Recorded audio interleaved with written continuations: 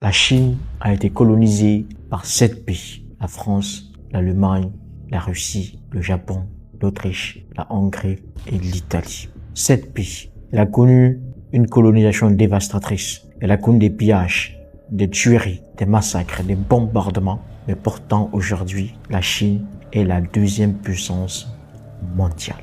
L'Inde a connu 200 ans de colonisation britannique, 200 ans d'acculturation, 200 ans de décivilisation, 200 ans de massacres, de tueries, de viols. Pourtant, aujourd'hui, l'Inde est la 5e puissance économique mondiale et a des avancées technologiques hors du commun. La Corée du Sud a été colonisée par le Japon.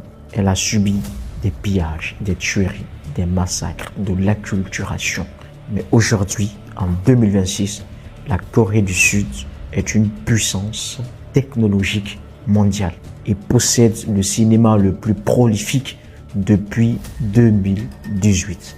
L'Irlande a connu 800 ans de domination, 8 siècles de domination britannique, 8 siècles au cours desquels il y a eu pillage, massacre, tuerie, anéantissement, famine, extermination d'ethnie. Pourtant, aujourd'hui, l'Irlande ne connaît ni chômage, ni pauvreté, ni misère, encore moins famine.